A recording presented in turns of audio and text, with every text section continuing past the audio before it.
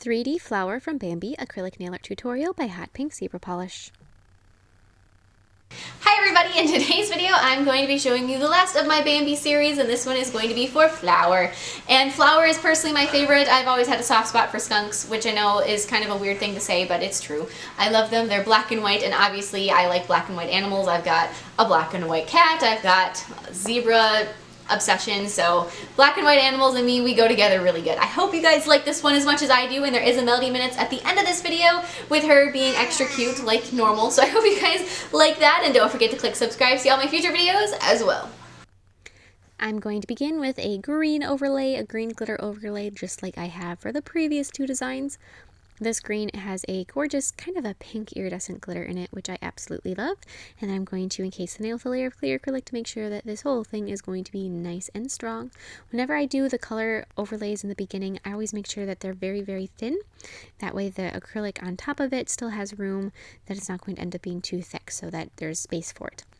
Then I'm going to file the nail into shape with my E-file, starting with a very coarse bit, then using a much finer bit to smooth out the surface texture. And after that's done, I'm going to start sculpting out my flower. So I did black acrylic, and I know that I always apologize because black in a video, it doesn't always turn up where you can see all the details very well, and that is a little bit the case with this one as well. Luckily, it's not just all black acrylic, there's also some gray and some white, so you can see all of Flower's lovely little details. So I started out, this looks so weird at this stage, and as I was doing, like, man, that does not look like it's going to turn out right, but it did.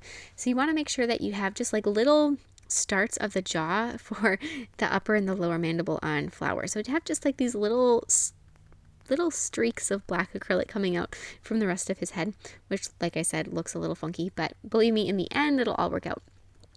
Then take some gray acrylic and fill in his chest and in his eye socket area, just like that, a nice medium gray. Add some gray around the mouth. So just kind of fill in that weird area that we created before between those two black little streaks, and kind of use the tip of your brush to push in and pull that jaw out, or that gray acrylic out in the jaw, so that looks like the inside of the mouth is there, and then fill in some of that area with a peachy color. And then I'm going to take and start adding some white on the nose. So we kind of go back and forth between the white and the gray and the black here, just a little bit, not too much, but you do have to kind of keep all of the colors out next to you so that if you think, oh man, I need a little bit of this color here, that color there, you have them where you can easily grab them and trade between all of these colors. Some designs you just kind of do all of one color and then you do all of the next color and you can close them up in between. This one I would recommend having them all open and available to you. So I have white that goes up the bridge of the nose, and then for the big mohawk, and then a little bit more of the gray on the other side of the bridge of the nose. Then I'm going to go back through and add some more gray just in general for his upper jaw. Kind of pull that out towards the nose. Just like so.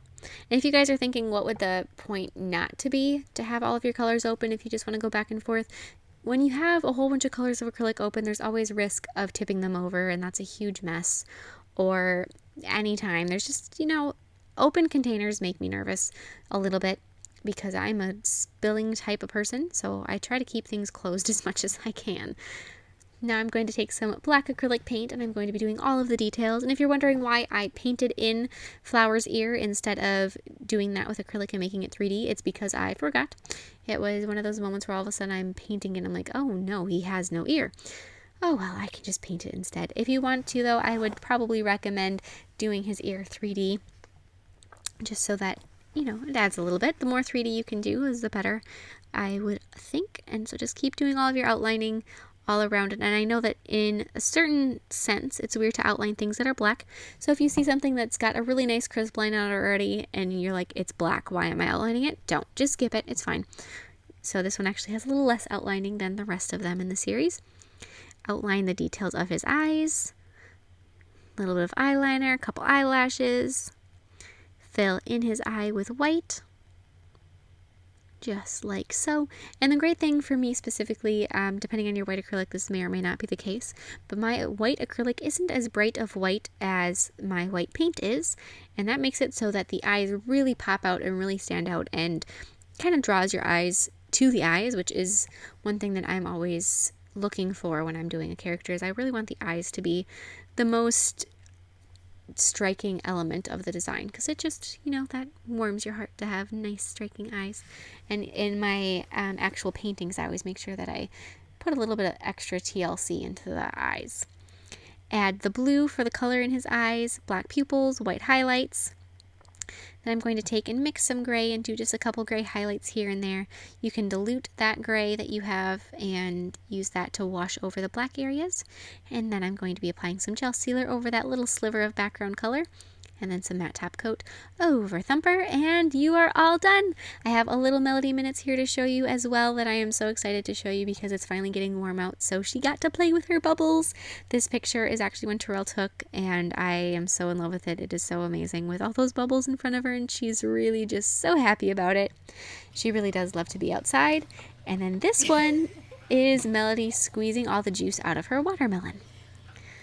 Usually she eats watermelon without clothes on because she gets so drippy, because she likes to just grab and squeeze it before she eats it. I don't know where she got that from. And I don't know if you guys saw that, but she's got all that juice dripping off her elbows. She was really, really sticky by the end of this. We usually make her take a bath after she eats watermelon or lasagna. Either one. So thank you guys so much for watching. I hope you guys like this little series. If you missed the previous videos, there will be links to them in the description box below, so check that out, and I will see you in my next video. Bye!